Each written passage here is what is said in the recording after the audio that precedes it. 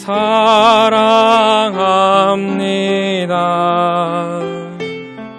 경배드립니다.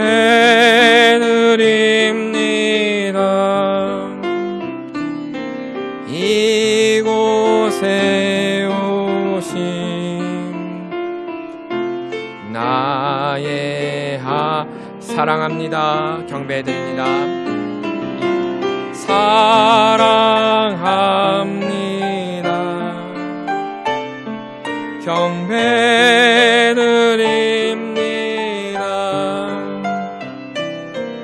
이곳에 오신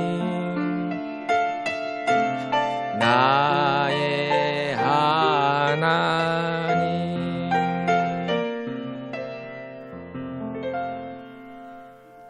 귀한 예배에 오신 모든 성도님들 주님의 이름으로 환영합니다. 참 잘 오셨습니다. 담임 목사님께서 성지순례 중이십니다. 오늘은 예루살렘에 계신다고 이야기 들었습니다. 이번 주 금요일까지 우리 성도님들과 함께 성지순례 여정 가운데 계십니다. 모든 여정을 위해서 기도해 주셨으면 좋겠습니다. 우리 일부 예배에 오신 성도님들 서로 좀 인사했으면 좋겠습니다. 잘 오셨습니다. 이렇게 좌우로 좀 인사를 하셨으면 좋겠고요. 앞뒤로 보면서 어떻게 지내세요? 한번 좀 물어보셨으면 좋겠어요. 어떻게 지내세요? 어떻게 지내세요? 요즘 잘 지내십니까?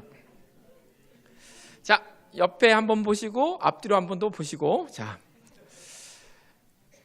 내 옆에 있는 분 혹은 뒤에 있는 분, 앞에 있는 분의 얼굴이 이상하다, 얼굴이 뭔가 무슨 일이 있는 것 같다라고 하시는 분 계시는지요?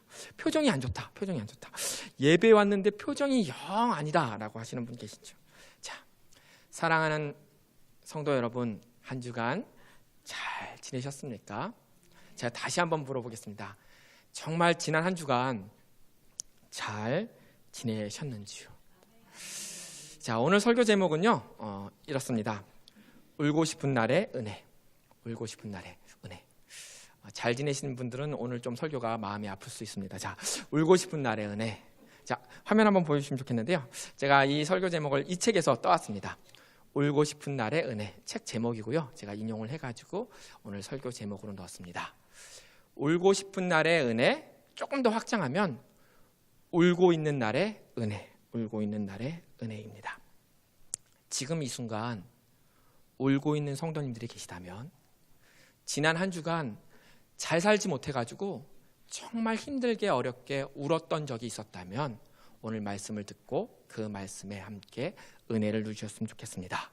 반대로 아까 전에 막 아멘 하셨는데 잘 지내냐고 그랬더니 아멘 아멘 크게 하셨는데 너무 잘 지내가지고, 목사님 제가 최근 한 30년 동안 울어본 적이 없습니다. 다 잘 됐습니다. 다 잘 됐습니다. 앞으로도 잘 될 전망입니다 라고 하시는 분들은, 그럼에도 불구하고 혹 죄송한 이야기지만 내 인생의 길 가운데 울 때, 울어야 될 때, 울고 싶은 날, 그날이 찾아올 때 이 말씀을 기억하셨으면 좋겠고요. 더 중요한 이유는, 여러분은 그렇게 웃고 있지만, 여러분 너무너무 기뻐하고 있지만, 너무너무 감사하고 있지만, 내 앞에 있는 사람 얼굴이 그렇잖아요. 내 뒤에 있는 사람 얼굴이 좀 이상하잖아요. 옆에 있는 사람이 울고 있잖아요. 울고 있는 그분들을 볼 때 내가 어떻게 그분들을 대해야 되는지 지혜를 누릴 수 있습니다. 오늘 말씀 크게 두 부분으로 나눠서 함께 살펴보았으면 좋겠습니다. 첫 번째는 울고 싶은 날, 울고 싶은 날, 울고 있는 날, 울고 있는 날이고요. 두 번째는 은혜입니다. 첫 번째 부분, 울고 싶은 날, 울고 있는 날에 대해서 생각해 보았으면 좋겠습니다. 자, 잘 못 지내신 분들, 지난주에 무엇 때문에 우셨습니까? 지난주에 무엇 때문에 우셨습니까? 아니, 어제는 왜 우셨어요? 어제는 왜 우셨어요? 어제는 왜 우셨어요? 자, 옆에 있는 분들 좀 표정이 안 좋으신 분들 분명히 울었습니다. 왜 울었을까 한번 생각해 보았으면 좋겠습니다. 오늘 본문 요한복음 11장에는요, 울고 있는 사람들이 등장합니다. 한 명이 아니고요, 여러 명이 울고 있습니다. 누가 울고 있는가? 33절 말씀에 이렇게 기록되어 있습니다. 예수께서 그가 우는 것과 또 함께 온 유대인들이 우는 것을 보시고. 쉬운 성경은요, 다르게 번역을 했습니다. 더 쉬운데요, 예수께서 마리아와 마리아의 뒤를 따라온 유대인들이 우는 것을 보셨습니다. 울고 있는 사람들이 많이 등장하는데요, 이름 실명이 등장한 사람은 마리아, 그리고 마리아와 함께 온 유대인들 함께 와가지고 엉엉 울고 있었습니다. 막 눈물을 펑펑 쏟고 있었습니다. 근데 왜 이렇게 많은 사람들이 한꺼번에 울고 있었을까? 이유도 나와 있습니다. 32절에 나와 있습니다. 32절에 보면 마리아가 예수 계신 곳에 가서 배웠고 그 발 앞에 엎드려 이르되, 이유가 나옵니다. 주께서, 예수님 여기 계셨더라면 내 오빠가 죽지 않았을 텐데. 오빠 이름 우리 성경에서 잘 알고 있죠? 나사로입니다. 나사로가 죽었기 때문에요, 동생인 마리아도 울고요, 또 같은 여동생인 마르다도 울고요, 그 나사로를 알고 있는 수많은 사람들이 지금 이 순간 막 울고 있습니다. 막 눈물을 흘리고 있고요, 통곡하고 있고요, 땅을 치고 있고요, 너무너무 가슴 아파서 울고 있는 장면입니다. 사랑하는 성도 여러분, 혹시 사랑하는 가족의 죽음 때문에 눈물 흘려보신 경험이 있으신지요? 배우자의 죽음, 사별이라고 하죠. 사별 때문에 우신 분들이 계신지요? 아니면 부모님, 우리 아버지, 우리 어머니 먼저 가셔서 울고 계신 분들이 계신지요? 형제 자매, 요즘에는 조금 나이가 있으면 또 돌아가신 분들도 계셔서 형제 자매의 죽음으로 우신 분들은 없으신지요? 조금 더 아픈 마음, 자녀를 먼저 보내서 슬퍼하며 눈물을 흘린 경험은 없으신지요? 얼마나 슬프십니까? 우리는 죽음이라는 사건 때문에 눈물을 흘립니다. 너무나 사랑했기 때문에 이 땅에서 이별해서 우리는 정말 많은 눈물을 흘립니다.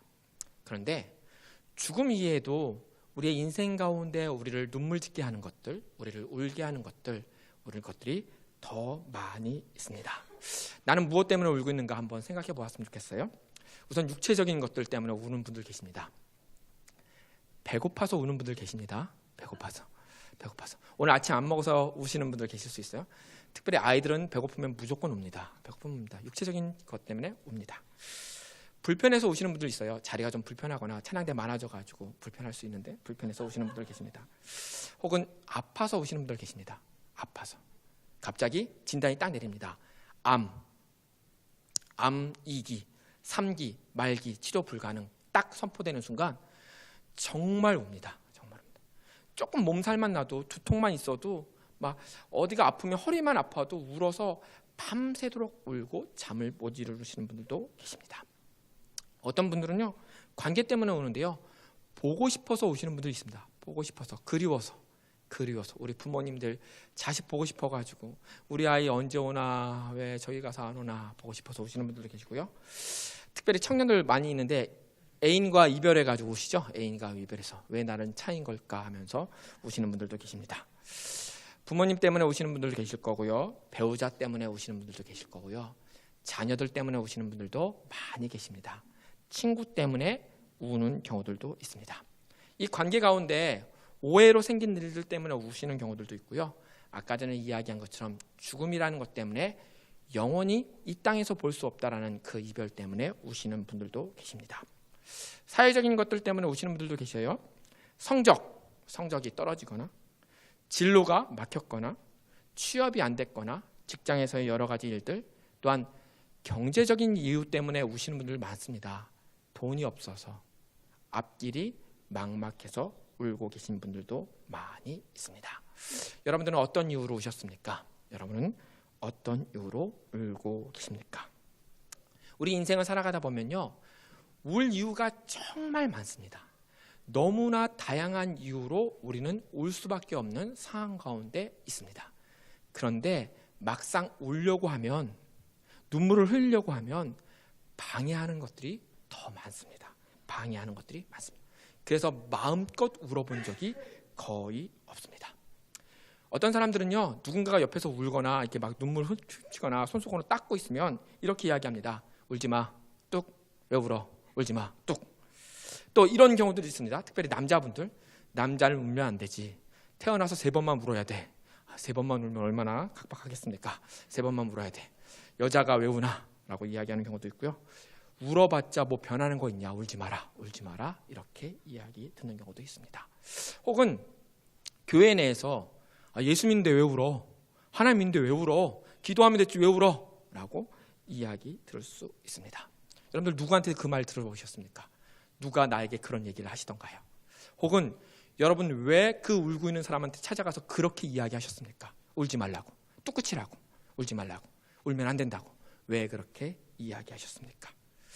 다른 사람 우는 걸 막는 것뿐만이 아니라요, 스스로가 스스로를 우는 거, 눈물을 흘리는 것까지 막는 경우도 있습니다. 어떤 사람들은 우는 건 나약한 사람들이 하는 것이야 라고 생각하고요, 자기 자신의 울음, 슬픔, 눈물을 막는 경우들이 있습니다. 아니면 내가 우는 것을 누군가가 보면 나를 이상하게 여길까봐, 내가 좀 약한 사람으로 보일까봐 억지로 참아서 눈물 흘리는 모습을 안 보이는 경우도 있고요, 누군가에게 나는 늘 행복한 사람, 좋은 사람, 잘 지내는 사람으로 보이게 하기 위해서 울 일이 있는데도 울지 않고 웃는 사람들도 있습니다. 막 웃고 있습니다. 분명히 울어야 되는데, 눈물을 흘려야 되는데 괜히 웃고 있는 사람들이 있습니다. 여러분들 그렇게 행해 보신 적 있으신지요? 팀 켈러 목사님이요, 이렇게 조언을 했습니다. 인간의 감정을 막는 것, 우는 것을 막는 것, 눈물을 흘리는 것 막는 것, 잘못된 일이다. 더더군다나 남 우는 거 막는 것뿐만이 아니라 스스로가 울 수 있는 것들을 막는 것도 잘못된 것이다. 특별히 그리스도인들은 그렇게 하면 안 된다라고 이야기하고 있습니다. 이 자리에 예배드리시는 모든 성도 여러분들, 하나님은 우리의 울음을 비난하지 않습니다. 하나님은 우리의 눈물을 꾸중하지 않으십니다. 하나님은 우리의 슬픔을 아름답게 보십니다. 사람이라면 울 수 있습니다. 여러분이 사람이라면 울 수 있습니다.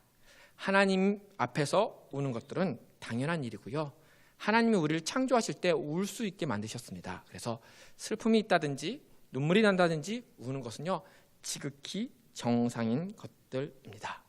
지난 한 주 어떤 것들 때문에 우셨습니까? 어떤 것들 때문에 눈물을 흘리셨습니까? 잘 우셨고요, 울 일이 있으셨군요. 참 슬프시겠습니다 라는 이야기를 할 수 있습니다. 혹시 옆에 누군가가 울고 있다면 그것을 이상한 눈으로 쳐다보지 말고 당연한 것으로 보셔야 됩니다. 울 수 있는 공동체, 마음껏 울 수 있는 공동체, 얼마나 멋진 공동체입니까? 로마서에는요, 그리스도인 공동체가 당연히 해야 될, 마땅히 해야 될 지향점을 이야기하고 있는데, 로마서 12장 15절에 이렇게 기록되어 있습니다. 즐거워하는 자들과 함께 즐거워하고, 안 보이시죠? 저건 중요하지 않고요, 그 뒤에 거, 우는 자들과 함께 울라. 그리스도인들 우는 사람 옆에 있으면 같이 울어줘라.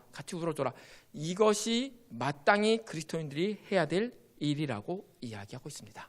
하나님은 너 울어도 된다, 네 옆에 있는 사람들도 울어도 된다, 다 울어라, 함께 울어라 라고 우리들에게 이야기하고 있습니다. 우리 남매교회가 마음껏 울 수 있는 교회가 되기를 기대해 봅니다. 그리고 남매교회가 누군가가 울면 함께 울어주는 그런 멋진 교회가 되기를 기대해 봅니다. 자, 이제 두 번째, 은혜에 대해서 함께 나눠보겠습니다. 오늘 본문에 울고 있는 사람들이 되게 많았습니다. 그런데 이 모든 사람들이 하나님의 은혜를 경험했습니다. 41절 이후에 우리가 읽지 않았던 본문을 읽어보시면 하나님께서 어떻게 바꾸셨는지를 알 수 있습니다. 그리스도인들의 눈물은 눈물로 끝나지 않습니다. 그리스도인들의 눈물은, 그리스도인들이 흘리는 울음들은 그 모든 것이 하나님의 은혜로 바뀔 수 있습니다. 마르바 던이라는 신학자가 이렇게 이야기했습니다. 주님이 우리 눈에서 모든 눈물을 닦아 주실 것이다. 그리스도인들이 흘리는 모든 눈물은 우리 주님께서 닦아 주실 것이다 라고 신학자가 이야기했는데, 주님이 우리 눈에 흘리는 눈물, 나의 슬픔, 나의 울음을 닦아주시는 것을 한 단어로 표현하면 은혜입니다. 은혜. 하나님의 은혜를 경험할 수 있을 것이다. 오늘 본문에 여러 사람들이 하나님의 은혜를 경험했는데, 어떻게 울고 있는 날에 하나님의 은혜를 경험할 수 있을까? 어떻게 울고 싶은 그날에 하나님의 은혜를 경험할 수 있을까? 본문을 찾아서 함께 살펴보겠는데요, 4가지로 정리해서 함께 살펴보겠습니다. 첫째, 우리가 울고 있는 날, 울고 싶은 날, 그날에 하나님의 은혜를 누리기 위해서는요, 첫 번째 해야 될 일은 하나님 앞에서 울어야 됩니다. 하나님 앞에서. 예수님 앞에서 울어야 되고요, 성령님 앞에서 울어야 됩니다. 여러분들 주로 우실 때 어디서 우시나요? 내가 우는 장소, 내가 눈물을 흘리는 장소 어디에 있습니까?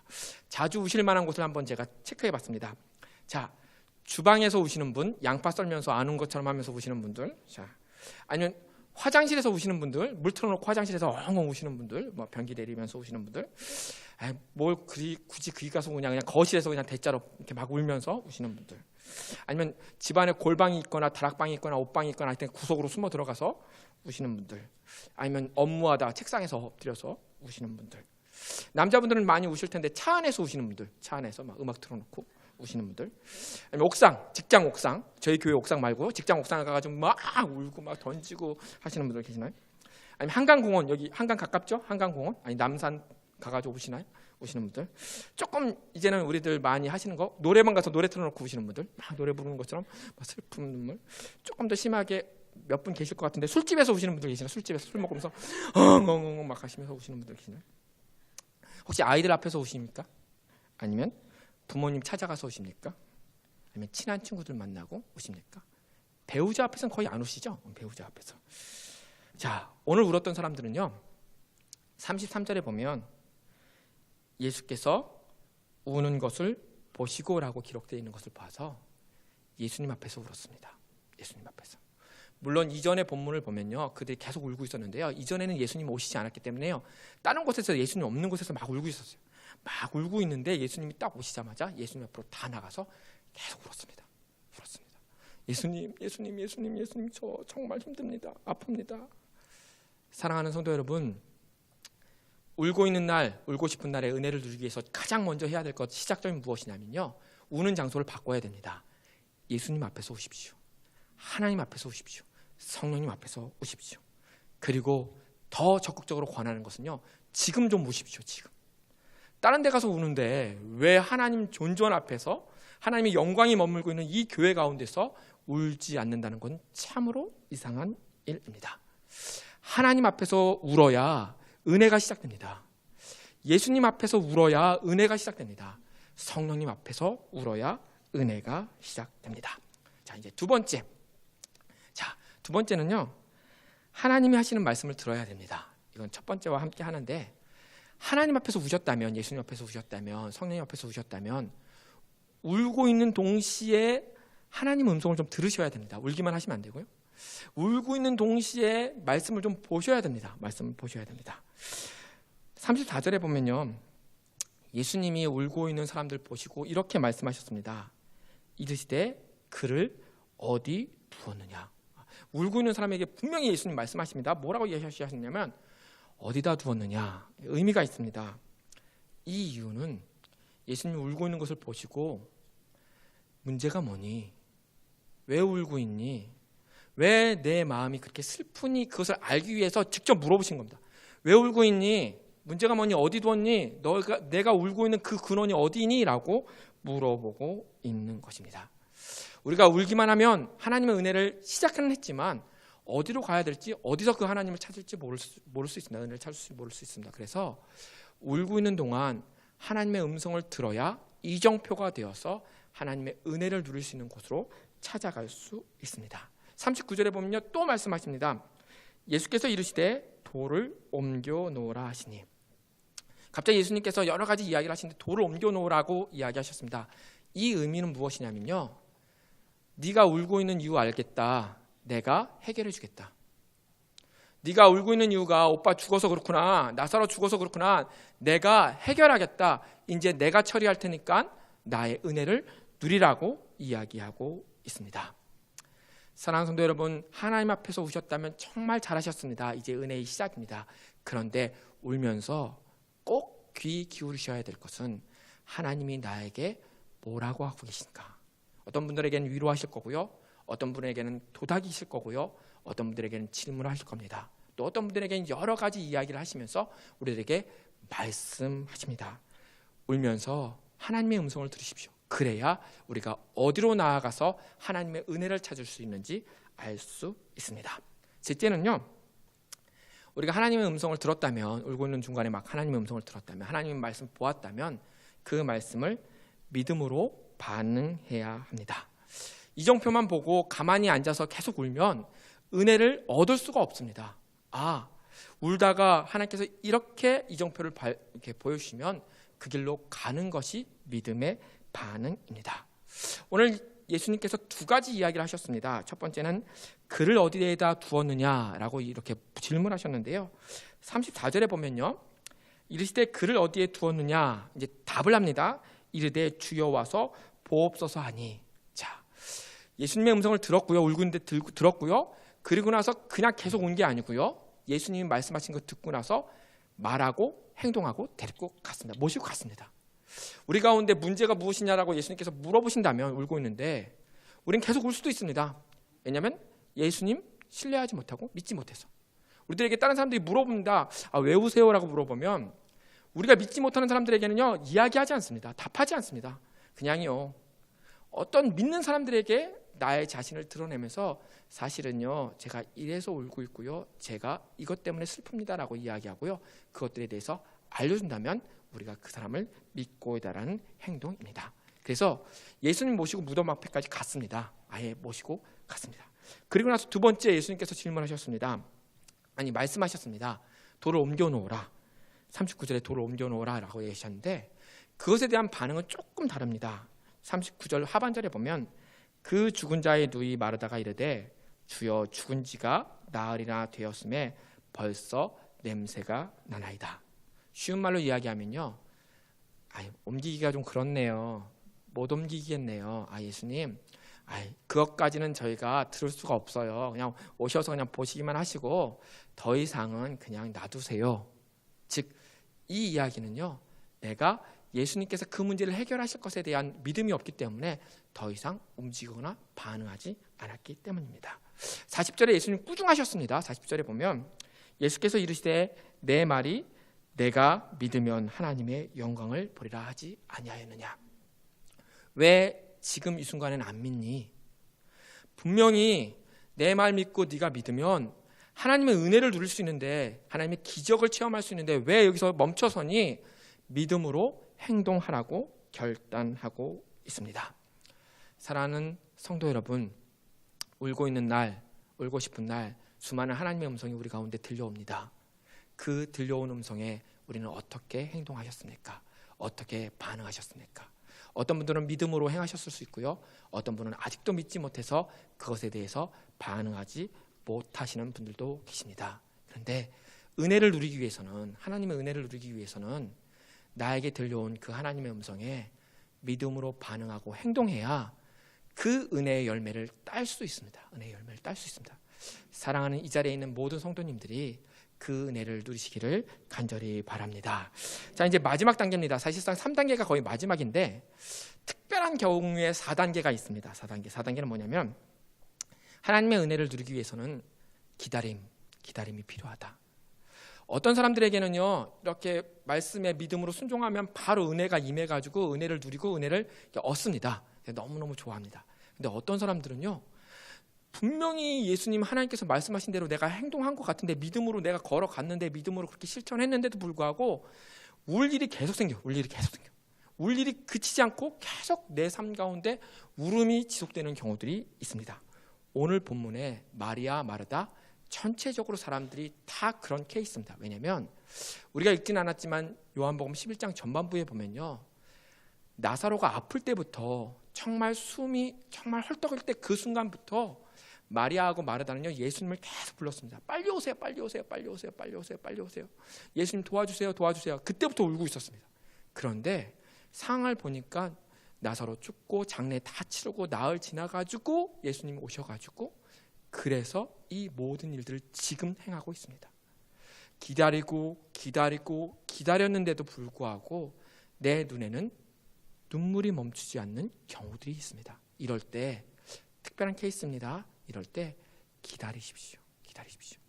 끝까지 우리가 하나님의 은혜를 누릴 수 있는 최후의 방법이 기다림입니다. 어떤 사람들에게 늦게 찾아왔던 하나님의 은혜, 아무리 기다려도 볼 수 없는 하나님의 은혜, 내 눈에 눈물조차 마르게까지 기다렸던 그 하나님의 은혜가 끝까지 기다리면 반드시 하나님께서 역사하시고 우리들에게 은혜를 나누어 주십니다.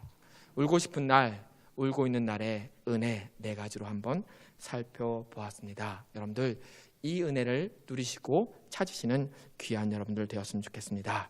우리 함께 좀 찬양하고 기도하였으면 좋겠습니다.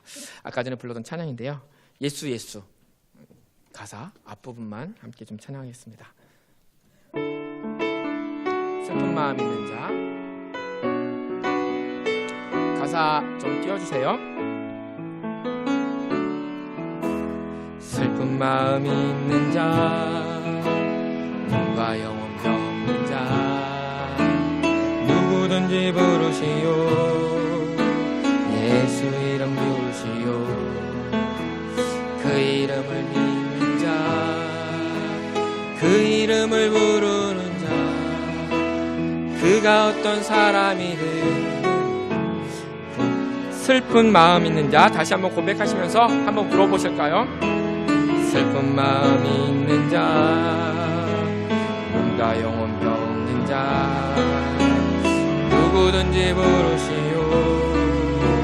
예수 이름 부르시오. 그 이름을 믿는 자, 그 이름을 부르는 자, 그가 어떤 사람이든 예수 예수 예수 예수 오 능력의 그 이름 예수 나 외쳐 부르네. 예수 예수 오 구원의 그 이름 예수 나 외쳐 부르네. 예수 그리스도. 우리 예수님의 모습을 살펴보면요, 이렇습니다. 울고 있는 우리들을 찾아오셨고요, 본문에 보면 함께 오셨습니다. 함께 오셨고 또 함께 오셨습니다. 그리고 말씀하셨습니다. 뭐 때문에 울고 있니? 뭐 때문에 슬퍼하고 있니? 왜 눈물을 흘리고 있니? 그리고 나서 내가 해결해 줄게. 내가 풀어줄게. 이 은혜를 생각하면서 좀 같이 기도했으면 좋겠는데요. 우리의 슬픔, 눈물 좀 아래고 예수님, 저도 은혜 누리고 싶습니다라고 고백하는 시간 되었으면 좋겠습니다. 우리 잠깐 기도하고 제가 마무리 기도하겠습니다. 아버지 하나님, 아버지 하나님, 아버지 하나님, 우리의 삶 가운데 슬픔이 있습니다. 우리 삶 가운데 울음이 있습니다. 우리가 지금 울고 있습니다. 그래서 주님 앞에서 옵니다. 주님 앞에서 옵니다. 주님 앞에서 울면서 예수님의 하나님의 그 음성을 듣습니다. 나에게 하시는 그 부드러운 음성을 듣습니다. 아버지 하나님, 그리고 이제는 그 음성을 쫓아서, 그 말씀을 쫓아서 믿음으로 반응하며 순종하며 나아갑니다. 우리가 은혜를 누리길 원합니다. 은혜를 누리길 원합니다. 은혜를 누리길 원합니다. 주님 함께 하시고 역사하여 주시옵소서.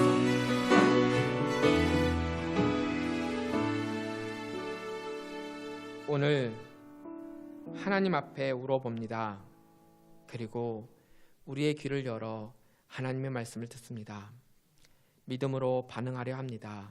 하나님, 은혜 주시옵소서. 조금 더디 이루어져도 기다리겠습니다. 은혜 주시옵소서. 예수님의 이름으로 기도드립니다. 아멘.